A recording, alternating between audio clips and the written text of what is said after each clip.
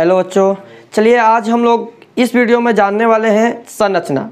Chemistry का एक महत्वपूर्ण टॉपिक है संरचना, यानी इलेक्ट्रॉनिक संरचना और इलेक्ट्रॉनिक विन्यास भी है वहाँ पर, और उसका आईपीसी नाम भी होता है। तो इस वीडियो में हम जानेंगे संरचना कैसे बनाते हैं। ठीक है बच्चों, हमारा तो पहले इलेक्ट्रॉनिक विन्यास जानना चाहिए, आईपीसी नाम भी है, लेकिन मैं संरचना बता रहा हूँ क्योंकि हमारा एग्जाम जो है ना नज़दीक आ गया है, तो इसमें एग्जाम में एक दो संरचना पूछता है। ठीक है, तो चलिए मैं आज कुछ संरचना बताता हूँ, छोटे से शुरुआत करता हूँ।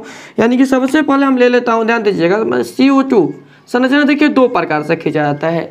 एक इलेक्ट्रॉन बिंदु संरचना खींचा जाता है, एक बॉन्ड की सहायता से खींचा जाता है। तो ध्यान दीजिएगा, एग्जाम में आपको कह दिया जाए, एक बार क्वेश्चन पूछ दिया गया था कि इलेक्ट्रॉनिक बिंदु संरचना बनाइए, तो इलेक्ट्रॉन को दर्शाने के लिए हम इस तरह का पॉइंट बना लेते हैं या कट का प्रयोग करते हैं। ध्यान दीजिएगा, दो तरीका से इलेक्ट्रॉन को दर्शाया जाता है, पॉइंट के माध्यम से या कट के माध्यम से। ठीक है, तो इलेक्ट्रॉनिक बिंदु संरचना कहेगा तो हम इस तरह का बनाएंगे, बताते रहा हूँ मैं दोनों। और यदि नहीं कहेगा कि इलेक्ट्रॉनिक बिंदु संरचना बनाए तो आप जो मर्जी उससे बना सकते हैं, लेकिन ज़्यादातर संरचना के लिए यहाँ पर बॉन्ड यूज किया जाता है। इसे बॉन्ड कहते हैं। बॉन्ड तीन प्रकार के होते हैं, सिंगल बॉन्ड, डबल बॉन्ड और ट्रिपल बॉन्ड। तो सिंगल बॉन्ड मतलब अर्थ क्या होता है कि जो बॉन्ड का कॉर्नर होता है ना, इस कॉर्नर पर मतलब एक इलेक्ट्रॉन रहता है, मतलब एक बॉन्ड में टोटल 2 इलेक्ट्रॉन होगा। यानी कि यहाँ पर एक इलेक्ट्रॉन यहाँ पर हो जाएगा, एक इलेक्ट्रॉन यहाँ पर हो जाएगा। ठीक है, हम यहाँ पर 2 बॉन्ड खींच दिए तो 2 बॉन्ड यानी कि दो इलेक्ट्रॉन होगा, यानी कि दोनों कॉर्नर पर 2 यानी 4 इलेक्ट्रॉन, 2 बॉन्ड में 4, इस तरह 3 बॉन्ड में 6 इलेक्ट्रॉन हो जाएगा। अब ध्यान दीजिएगा, कोई भी तत्व, जैसे मान लीजिए सोडियम हो गया, कार्बन हो गया, ऑक्सीजन हो गया, जितना भी तत्व है, इस सारे तत्वों में आप एक बात ध्यान रखिएगा, ये तत्व की बाह्यतम कक्षा में, बाह्यतम मतलब का अंतिम कक्षा, अंतिम सभी तत्व चाहते हैं कि हमारे अंतिम कक्षा में 8 इलेक्ट्रॉन हो जाए। ठीक है, क्योंकि जिस तत्व के बाह्यतम कक्षा में 8 इलेक्ट्रॉन हो जाएगा वो अस्थाई हो जाता है। क्या हो जाता है? अस्थाई। थोड़ा सा मैं इसे शॉर्टकट में, ये पूरा डिटेल्स नहीं है, पूरा डिटेल्स लंबा होता है, उसका पूरा क्लास लगभग 2-3 घंटा का हो जाएगा। ठीक है, तो मैं यहाँ पर चूंकि एग्जाम नज़दीक आ गया ना, तो 2-4 क्वेश्चन कैप्चर हो जाए उसके लिए मैं यहाँ पर बता रहा हूँ। ठीक है, मैं पूरा क्लास अपने ऑफलाइन के क्लास में पढ़ा चुका हूँ, ऑनलाइन में समय नहीं मिला था इसलिए मैं नहीं पढ़ा पाया। ठीक है, सॉरी। तो ध्यान दीजिएगा, यहाँ पर हमारा हो जाएगा 8 इलेक्ट्रॉन है ना, यहाँ पर ध्यान दीजिए, हर तत्व चाहता है कि हमारे बाह्यतम कक्षा में कितने इलेक्ट्रॉन हो जाए, 8 इलेक्ट्रॉन हो जाए। लेकिन यहाँ पर प्रॉब्लम क्या है, यहाँ पर ध्यान दीजिएगा, हाइड्रोजन और हीलियम को छोड़कर, क्योंकि ये 2 तत्व ऐसे होते हैं जो 2 इलेक्ट्रॉन से ही संतुष्ट हो जाते हैं, यानी इनके बाह्यतम कक्षा में 2 इलेक्ट्रॉन हो जाएगा ना, तो इनका अस्थाई हो जाएगा। ये तो ऑलरेडी अस्थाई होता है, हीलियम तो ऑलरेडी अस्थाई होता है, क्योंकि इसके बाह्यतम कक्षा में पहले से ही 2 इलेक्ट्रॉन होते हैं, इसलिए अस्थाई हो जाता है। ठीक है, लेकिन हाइड्रोजन के बाह्यतम कक्षा में 1 इलेक्ट्रॉन होता है, तो यह 1 इलेक्ट्रॉन किसी से लेता है या साझा करता है। ठीक है, ताकि हम भी अस्थाई हो जाए। ठीक है, हाइड्रोजन होता है। लेकिन इनके अलावा जितने भी तत्व होते हैं सब चाहते हैं कि हमारे बाह्यतम कक्षा में 8 इलेक्ट्रॉन हो। ये 8 इलेक्ट्रॉन कैसे पूर्ति करते हैं, तो 8 इलेक्ट्रॉन दो नियम के तहत पूर्ति करते हैं। जैसे एक होता है आयनिक बंधन, ये 2 बंधन बनाते हैं। एक होता है, पहला होता है हमारा आयनिक बंधन या वैद्युत संयोजक बंधन भी इसे बोलते हैं। ठीक है, और दूसरा होता है सहसंयोजक बंधन। ठीक है, आयनिक बंधन में क्या होता है ना कि इसमें क्या आयनिक बंधन में क्या होता है कि तत्व अपने इलेक्ट्रॉन का त्याग करते हैं, मतलब अपना इलेक्ट्रॉन दे देते हैं दूसरे को। मतलब जब त्याग करेगा, यानी कुछ, जैसे मान मेरे पास ये मार्कर है, तो मैं किसी को मार्कर दूंगा, मैं दो हमेशा के लिए दे दिया, तो यह हो जाएगा, कौन सा बंधन बनेगा वहाँ पर, आयनिक बंधन या वैद्युत संयोजक बंधन बनेगा। लेकिन मान लीजिए कि किसी के, जैसे आपको ये मार्कर देना होगा हमें, तो हम दे दिए आपको हमेशा के लिए, तो आयनिक बंधन का हमारे और आपके बीच में कौन सा बंधन हो गया, आयनिक बंधन हो गया। लेकिन मान लीजिए कि हमें भी इस मार्कर का यूज करना है, आपको भी करना है, मतलब दोनों लोगों का इसका यूज करना है, तो उस स्थिति में हम क्या करेंगे, हम कहेंगे कि जब हमें जरूरत पड़ेगी तो हम यूज कर लेंगे, आपको जरूरत पड़ेगी तो आप यूज कर लेंगे। तो उस स्थिति में जब हमारे बीच बंधन बनेगा, मतलब हमें जरूरत पड़े तो हम इसका यूज कर लिए, और आपको जरूरत पड़े तो आप यूज कर लिए। तो उस स्थिति में जो हमारे और आपके बीच में बंधन बनेगा उसे हम कहेंगे सहसंयोजक बंधन कहेंगे। ठीक है, यानी कि हम साझा करते हैं तो सहसंयोजक बंधन हो गया। समझ में आ गया ना, ये समझ में आया। जैसे मान लीजिए दो भाई है और दो भाई के बीच में एक साइकिल है और दोनों भाई उस साइकिल को यूज कर रहे हैं, मतलब पहले को भी कहीं जाना है तो वो लेकर चला गया, दूसरे भी लेकर चला गया, तो उन दोनों के बीच के बंधन को हम सहसंयोजक बंधन कहेंगे। लेकिन मान लीजिए कि किसी से हम साइकिल खरीद ली है या केवल एक ही उसका यूज कर रहा है या हमारे पास था हम दूसरे को दे दिए, तो उस स्थिति में जो बंधन बनेगा वो आयनिक बंधन होगा। ये दोनों का इसका लेवल परिभाषा हो गया। ठीक है, समझ में आ गया। तो जो हम संरचना बनाने वाले हैं ना, वह संरचना सहसंयोजक बंधन पर बनाएंगे। ठीक है, मतलब सहसंयोजक बंधन पर पूछेगा। इस तरह हम संरचना देखेंगे तो सोडियम से यदि कोई संरचना करता है ना, तो सोडियम के भाइतम कक्षा में 1 इलेक्ट्रॉन होता है, तो हमेशा देने के चक्कर में रहता है। ये चूंकि देखिए 8 इलेक्ट्रॉन टोटल हो गया, तो 8 में से जिस तत्व का इलेक्ट्रॉन 1 2 3 रहेगा, 1 2 3 रहेगा, वह धातु कहलाएगा। मतलब यहाँ पर भी एक क्वेश्चन आपको मैं क्लियर करवा देता हूँ कि जैसे पूछता है कि इलेक्ट्रॉन के आधार पर आप तत्व को कैसे धातु अधातु में बांट सकते हैं। तो ध्यान दीजिएगा, जिस तत्व का इलेक्ट्रॉन 1 2 3 रहेगा, 1 2 3 रहेगा, वह तत्व धातु कहलाएगा। यानी जिसका इलेक्ट्रॉन, जैसे पूछ दिया है कि किसी तत्व के भाइतम कक्षा में 2 इलेक्ट्रॉन है तो वह तत्व धातु हो कि अधातु। ऑब्जेक्टिव क्वेश्चन पूछ दिया, तो याद रखिएगा वह तत्व क्या कहलाएगा, धातु कहलाएगा। और बीच में हो गया 4, भाई ये तो कार्बन होता है, 4 कार्बन होता है। कार्बन ये कभी धातु की तरह काम करेगा, कभी अधातु की तरह काम कर देगा, ये कार्बन हो गया। ठीक है, और इसके बाद 5 6 7 ये तत्व जिसके भाइतम कक्षा में 5 6 और 7 इलेक्ट्रॉन रहेगा वह अधातु कहलाता है। क्या कहलाता है, अधातु कहलाता है। ठीक है, कोई डाउट नहीं है, पर क्लियर हो गया। तो ध्यान दीजिएगा, सोडियम के भाइतम कक्षा में 1 इलेक्ट्रॉन है, तो 1 इलेक्ट्रॉन तो इसके अष्टक पूरा करने के लिए इसे कितने इलेक्ट्रॉन की आवश्यकता पड़ेगी, 7 इलेक्ट्रॉन के। तो आप सोच के बताइए ना, कोई इसे 7 इलेक्ट्रॉन देगा, कोई नहीं देगा। 7 इलेक्ट्रॉन देगा यानी कि वो ये कहेगा कि मतलब कोई मान लीजिए क्लोरीन आया, क्लोरीन के भाइतम कक्षा में Cl 17 होता है, तो इसका इलेक्ट्रॉनिक विन्यास 2 8 7 होगा। भाइतम कक्षा में कितना इलेक्ट्रॉन है, 7 इलेक्ट्रॉन है। तो अब ध्यान दीजिएगा, एक मतलब सोडियम कहेगा क्लोरीन से कि आप हमें 7 इलेक्ट्रॉन दे दीजिए, तो क्लोरीन 7 इलेक्ट्रॉन देगा, वो बोलेगा कि आप ही 1 इलेक्ट्रॉन मुझे दे दीजिए।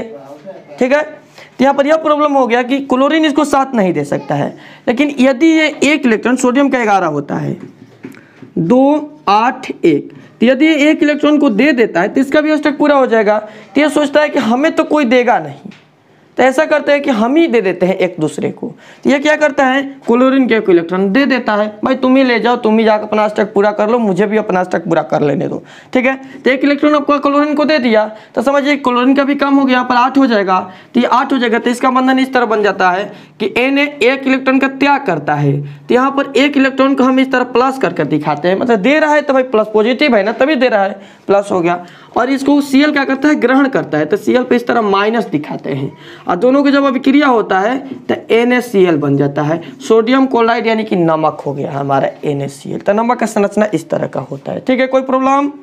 आइए अब हम समझते हैं CO2 का संरचना कैसे। ये तो आपका जनरल मतलब इंफॉर्मेशन था जो मैं आपको बता दी। अब हम समझते हैं कि इसका संरचना कैसे कैसे किया जाता है। ठीक है, संरचना करने के पहले सबसे पहले आपको इलेक्ट्रॉनिक विन्यास निकालना आना चाहिए। तो इलेक्ट्रॉनिक विन्यास नहीं आता होगा तो बताइएगा, मैं उसे भी इस बीच में कभी बता दूंगा, लेकिन मैं यह मानकर चलता हूँ कि आप लोगों को इलेक्ट्रॉनिक विन्यास निकालने आता है, तब मैं बताता हूँ। ठीक है, चलिए आइए CO2 को हम लोग देखते हैं। इसमें आज मैं आपको बेंजीन का, साइक्लोहेक्सेन का, जो कि एग्जाम में वो पूछ चुका है पीछे, उसका भी मैं संरचना यहाँ पर बता दूंगा। ठीक है, इस वीडियो में आप लोग का 2-4 नंबर तक पक्का कंप्लीट होगा ही। ठीक है, और ये ऑब्जेक्टिव क्वेश्चन भी कुछ बता दिए, वो भी कंप्लीट हो गया। आइए समझिए, किस तरीके इसमें कार्बन है ऑक्सीजन है, तो कार्बन का परमाणु संख्या कितना होता है। सबसे पहले आप परमाणु संख्या याद रखिएगा, परमाणु संख्या नहीं याद रहेगा तो फिर प्रॉब्लम हो जाएगा। भाई 9th क्लास में आपको परमाणु संख्या याद करना था, आप नहीं याद किए तो प्लीज उसे कम से कम 20 तक तो आप देख लीजिएगा, नहीं तो फिर आपको प्रॉब्लम हो जाएगा एग्जाम में। ठीक है, तो आइए समझते हैं। कार्बन का परमाणु संख्या होता है 6, यानी कार्बन का परमाणु संख्या कितना होता है, 6 होता है।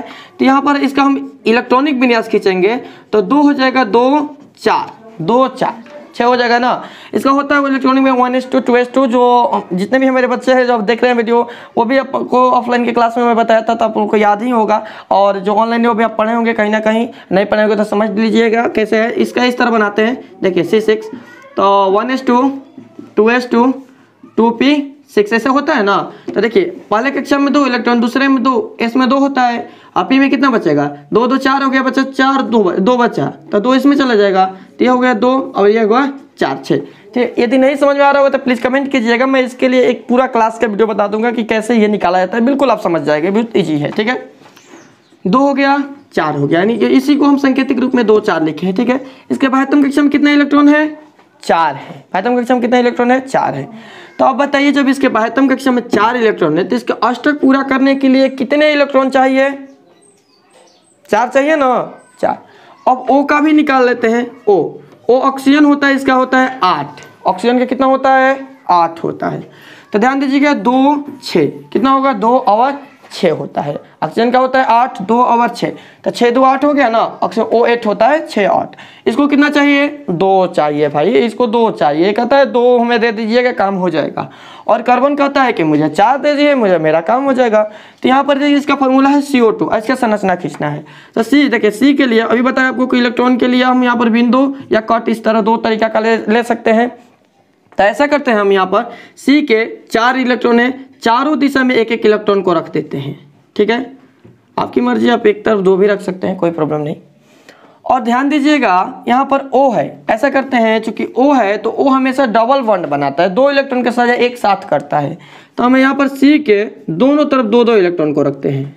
4 इलेक्ट्रॉन है ना, 2 2 इलेक्ट्रॉन को रखते हैं। क्यों, तो ऑक्सीजन जो है हमेशा 2 कार्बन का साझा करता है, 2 बॉन्ड का साझा करता है, 2 इलेक्ट्रॉन का साझा करता है। तो दोनों को 2 2 तरफ दिए। ऑक्सीजन कितना है यहाँ पर, O2, यानी कि ऑक्सीजन कितना है, 2 है। तो इधर 1 ऑक्सीजन हो जाएगा और इधर 1 ऑक्सीजन हो जाएगा। और इसके बाह्यतम कक्षा में कितना इलेक्ट्रॉन है, 6 इलेक्ट्रॉन है। सबसे पहले तो 2 इलेक्ट्रॉन हम आगे कर देते हैं। ठीक है, 2 इलेक्ट्रॉन आगे और 2 पीछे, 4 हो गया ना, 2 ऊपर या 2 नीचे रख लीजिएगा, 6 हो जाएगा। देखिए O का 2 2 4 2 6, इधर भी 2 आगे कर देते हैं, 2 ऊपर और 2 साइड में कर देते हैं, 6 हो गया इसका। अब ध्यान दीजिए दोनों के बीच में सहसंयोजक बंधन बनेगा। क्या बनेगा, सहसंयोजक बंधन बनेगा। थोड़ा सा मैं जूम कर लेता हूं ताकि आपको दिखाई देगा। ठीक है, तो ध्यान दीजिएगा दोनों के बीच में क्या बनेगा, सहसंयोजक बंधन बनेगा। तो सहसंयोजक यहाँ पर हम बंधन बनाएंगे। तो ध्यान दीजिएगा ये O भी चाहेगा कि 8 हो जाए, इसको हम इस तरह कर देते हैं, इसको इस तरह कर देते हैं। O का तो 8 हो गया ना, O 2 2 4 4 8, 4 2 6 2 8 हो गया। और कार्बन का भी ध्यान दीजिएगा, कार्बन का इस तरह यहाँ से खींचेंगे तो ये भी हो जाएगा 8 हो जाएगा। कार्बन का भी गिन सकते हैं, 4 4 8। तो ये इसके बीच में कार्बन और ऑक्सीजन के बीच में ये बंधन जो बना, ये क्या हो गया, इलेक्ट्रॉन बिंदु संरचना हो गया। ठीक है, और इसे हम शॉर्टकट में इस तरह भी दिखा सकते हैं, बॉन्ड संरचना के माध्यम से। तो यदि एग्जाम में आपको बोल दिया जाए कि इलेक्ट्रॉन बिंदु संरचना बनाए तो प्लीज आपको इसी तरह बनाना है। ठीक है, और यदि हम इसे नहीं बोला जाए तो इस तरह भी बना सकते हैं। C 2 2 इलेक्ट्रॉन के साझा कर रहा है, यानी कि डबल बॉन्ड, दोनों तरफ इस तरह का डबल बॉन्ड लगा देंगे, हमारा काम हो गया, बन गया। तो इस तरह भी बना सकते हैं और इस तरह भी बना सकते हैं। समझ में आया, चलिए एक और देख लेते हैं। जैसे मान लीजिए नाइट्रोजन N2 का, एक साल ने N2 का पूछा था। ठीक है, एग्जाम में एक बार N2 का पूछा था, नाइट्रोजन का। तो इसका हम बिंदु संरचना कैसे बनाएंगे, तो ध्यान दीजिएगा सबसे पहले नाइट्रोजन का हम इलेक्ट्रॉनिक विन्यास निकालते हैं। तो नाइट्रोजन का होता है 7, N7 होता है। ठीक है, कितना हो जाएगा, 2 5, कितना हो जाएगा, 2 5।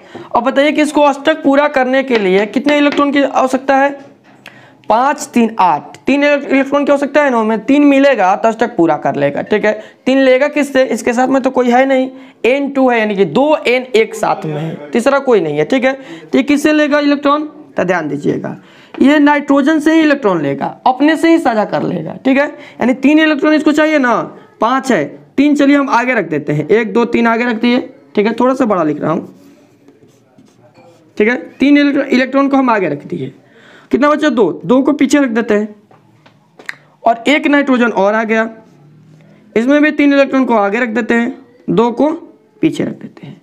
अब दोनों अपने में सहसंयोजक बंधन बनाएगा, मतलब जरूरत पड़ी तो ये भी इसका यूज करेगा, ये भी इसका यूज करेगा, तो इस तरह का इसका बंधन हो जाएगा, हमारा हो जाएगा ना। तो नाइट्रोजन के बीच में देखिए इसका 3 3 6 2 8, 3 3 6 2 8, दोनों का 8 इलेक्ट्रॉन बराबर हो गया।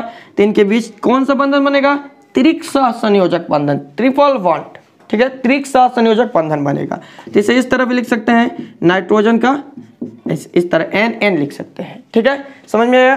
तो इस तरह आपको प्रैक्टिस करना है। 2-4 अब जितने भी मेरे बच्चे हैं जो मैंने उनको ऑफलाइन भी पढ़ाया है, तो वो कृपया फिर से आप प्रैक्टिस कर लीजिएगा। 2-4 क्वेश्चन लेकर उसे प्रैक्टिस कर लीजिएगा। जब मैंने क्वेश्चन गेस किया उसमें भी मैंने आपको इस बिंदु संरचना के लिए कुछ क्वेश्चन दे दिया हूँ, तो उसको भी आप प्रैक्टिस कर लीजिएगा, ठीक है। और नोट्स का जो कॉपी बनाए उससे भी प्रैक्टिस कर लीजिएगा। 2-4 क्वेश्चन प्रैक्टिस कर लीजिए। यहाँ पर हम दे दूंगा लास्ट में प्रैक्टिस करने के लिए, ठीक है। चलिए, यह हो गया आपका कंप्लीट। अब आइए हम बेंजीन का बनाते हैं। ध्यान दीजिएगा, अब हम बेंजीन का बनाते हैं संरचना। तो बेंजीन देखिए वो इंपॉर्टेंट, ये भी इंपॉर्टेंट क्वेश्चन है, एग्जाम में भी बेंजीन का संरचना आ चुका है। बेंजीन, साइक्लोहेक्सेन, उसका भी मैं बता देता हूँ। साइक्लोहेक्सेन ये सब पूछ चुका है, ठीक है। तो आइए हम बेंजीन का बनाते हैं। बेंजीन का सबसे पहले फार्मूला हम लिख लेते हैं। बेंजीन का फार्मूला होता है C6H6। सी भी कार्बन भी 6 गो, हाइड्रोजन भी 6 गो। फार्मूला आपको याद रहेगा तो समझिए बिल्कुल आसान होगा। इसमें मतलब क्या फार्मूला है भाई, फार्मूला याद है, सब आसान है, ठीक है। C6H6 हो गया, ठीक है, इसका फार्मूला।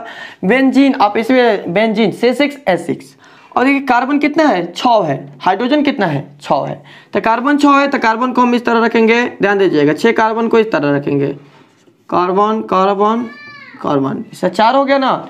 एक को ऊपर इस दोनों के मध्य में रख देता हूँ, एक को नीचे रख देता हूँ, ध्यान दीजिएगा।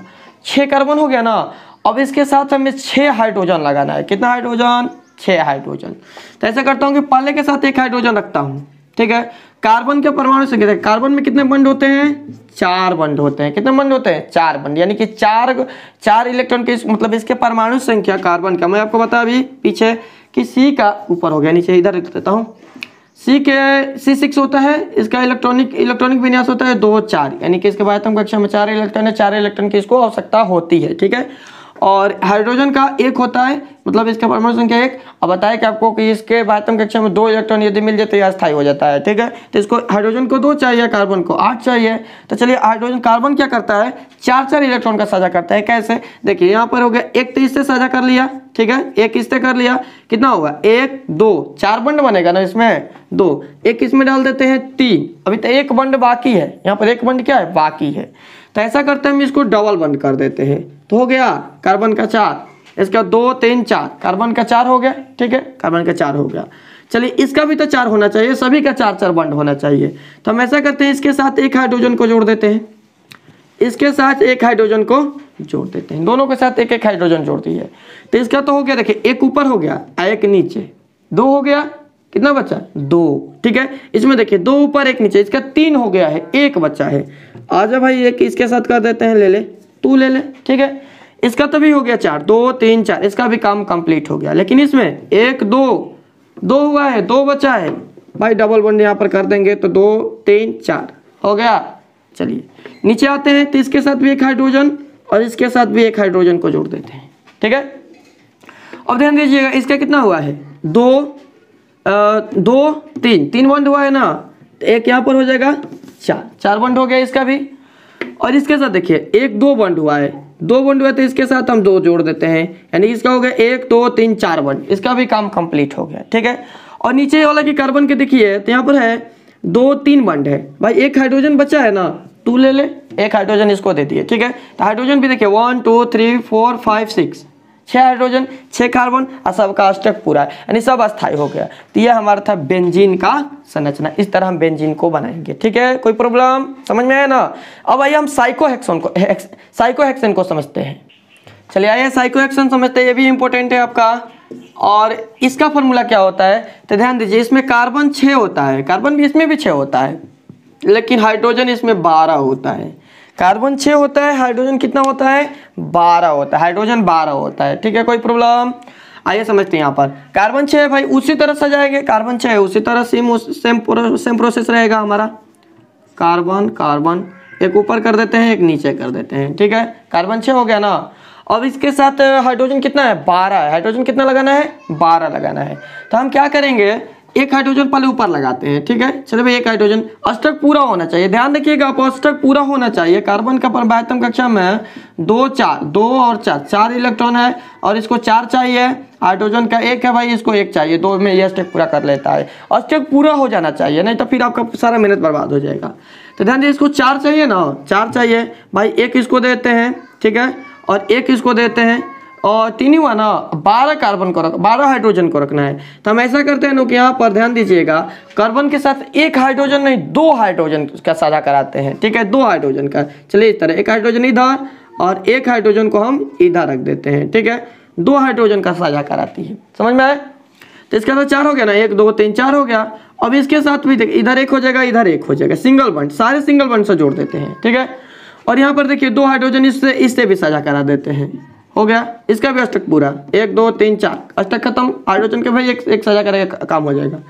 और इसका भी हम कराते हैं, तो इधर हो जाएगा 1, इधर हो जाएगा 1, ठीक है। इसका भी इधर 1 हो जाएगा और इधर हो जाएगा 1, ठीक है। इधर इसका 1 हो जाएगा और 1 इससे साझा कर लेगा, और इसमें भी 1 करेगा और 1 इधर कर लेगा। अब ध्यान दीजिएगा, सारे कार्बन का 4 बॉन्ड हो गया, पूरा हो गया। आज सारे देखिए, सारे कार्बन के हाइड्रोजन कितना है, 12 होना चाहिए, 1 2 3 4 5 6 7 8 9 10 11 12, काम कंप्लीट हमारा। यानी साइक्लोहेक्सेन का हम यह संरचना बनाती है, ठीक है। कोई प्रॉब्लम समझ में आया? आइए 1 2 और देख लेते हैं।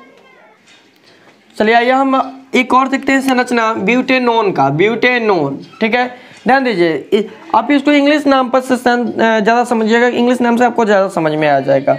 देखिए ब्यूट माने क्या, ब्यूट के लिए 4 कार्बन होता है, 4 कार्बन है तो ब्यूट है, 4 कार्बन है तो ब्यूट होगा, ठीक है। आप वहाँ पर कार्बन का पढ़े होंगे कि 1 कार्बन के लिए क्या होता है, 2 कार्बन के लिए क्या होता है, नहीं पता तो हम लिख देते हैं यहाँ। ध्यान दीजिएगा, 1 कार्बन रहेगा तो मेथ, 2 कार्बन के लिए, तीसरे के लिए प्रोप होता है, 4 रहेगा तो but, pent, hex, oct, non, dec, ठीक है। ये आपको याद रहना चाहिए, आईपीसी ना पढ़े होंगे तो वहाँ पर आपको मिला होगा, इससे आप याद रखिएगा, ठीक है। ध्यान दीजिए कि यहाँ पर ब्यूट है तो ब्यूट का मतलब कितना, 4 कार्बन हो गया, ब्यूट मतलब 4 कार्बन है। तो भाई हम 4 कार्बन ले लेते हैं, चलिए 4 कार्बन ले लिए हम, ठीक है। अब यहाँ पर देखिए एन बताता है, एन सफिक्स है, एन बताता है कि 4 कार्बन के साथ सिंगल बॉन्ड लगेगा। कौन सा बॉन्ड, सिंगल बॉन्ड। चलिए 4 कार्बन के साथ सिंगल बॉन्ड लगा दिए। ON क्या है, ध्यान दिए, ON क्रियाशील मूलक है, ON होता है ONE, यानी कि O डबल बॉन्ड से O जुड़ा रहेगा। ONE कहता है कि डबल बॉन्ड से क्या रहेगा, O जुड़ा रहेगा, डबल बॉन्ड से O जुड़ा रहेगा। तो यहाँ पर हम ऐसा करते हैं कि कार्बन के साथ में ध्यान दीजिएगा, इस सबके साथ में 1 हाइड्रोजन आ जाएगा सिंगल बॉन्ड से, क्योंकि AN कह रहा है सिंगल बॉन्ड, तो इनके साथ में 1 हाइड्रोजन आएगा, ठीक है।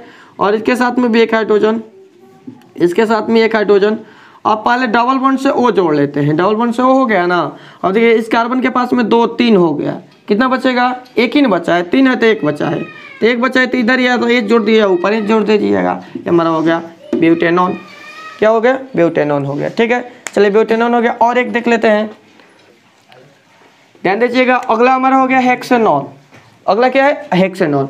अब ध्यान दीजिएगा यहाँ पर क्या है, हेक्स, हेक्स ANONE, आपको इस तरह समझना है। हेक्स है, हेक्स के लिए देखिए यहाँ पर हेक्स मैं लिख रहा हूँ, हेक्स में कितना, 1 2 3 4 5 6, हेक्स में कितना कार्बन होगा, 6 होगा। आपको याद रहना चाहिए कि 1 कार्बन के लिए 2 कार्बन के लिए कैसा लिखा जाता है। हेक्स का मतलब कितना, 6 कार्बन हो गया, तो यहाँ पर हेक्स के लिए हम 6 कार्बन लगाएंगे। और एन हमें बता रहे हैं, एन सफिक्स बता रहा है कि सिंगल बॉन्ड होगा। एन सफिक्स क्या बता रहा है कि सिंगल बॉन्ड होगा, और ON ही हो गया यहाँ पर क्रियाशील मूलक, O डबल बॉन्ड से जुड़ेगा, ठीक है। आइए चलिए बनाते हैं, यहाँ पर 6 कार्बन ले लेते हैं, ठीक है। 1 2 3 4 5 और 6 कार्बन हो गया। एन कह रहा है कि सिंगल बॉन्ड लगेगा, तो हम सिंगल बॉन्ड लगाए हैं, ठीक है। एन इसके लिए भी, बॉन्ड के लिए भी होता है, ANON ऐसे होता है, तो आप समझ लीजिएगा वहाँ पर एन सिंगल बॉन्ड, यानी इसके साथ में हम कितना एस लगाएंगे, 3 हो जाएगा, ठीक है। इसका अष्टक पूरा होना चाहिए, कार्बन का 4 होता है, 4 बॉन्ड बनाएगा तो 1 2 3 4 हो जाना चाहिए, ठीक है। एक इस कार्बन के लिए 2, क्योंकि पहले से 2 बॉन्ड बना चुका है, इसके लिए भी 2 हो जाएगा, ठीक है। इसके लिए भी 2 और इसके लिए भी 2 हो जाएगा। और ध्यान दीजिएगा ONE सफिक्स O है तो O पहले डबल बॉन्ड से जुड़ जाएगा, डबल बॉन्ड ले लेगा, ठीक है। और ध्यान दीजिएगा यहाँ पर O तो हो गया, इस कार्बन का 4 होना चाहिए ना, ये 2 हो गया, 1 3 हो गया, 1 बचेगा, 1 इससे जोड़ देते हैं, हमारा हो गया आंसर, ठीक है। तो इस तरह हम संरचना बनाएंगे, यानी कि हमारे एग्जाम में ये दो संरचना आएगा, आपका 2 नंबर के एक पूछा जाता है, तब देख लीजिएगा, इसे बना लीजिएगा, ठीक है। आईपीसी नाम आप नहीं जानते तब आप आईपीसी नाम देख लीजिएगा, नहीं तो कोई प्रॉब्लम है तो प्लीज़ कमेंट कीजिएगा, मैं उसका भी वीडियो बना दूंगा। आईपीसी थोड़ा सा लंबा क्लास है, 1.5 2 घंटा का क्लास हो जाएगा पूरा आईपीसी नाम का, ठीक है। तो चलिए हम मिलते हैं अब नेक्स्ट क्लास में। इस आज की क्लास में यही तक, थोड़ी वीडियो ज़्यादा लंबा भी हो गया है।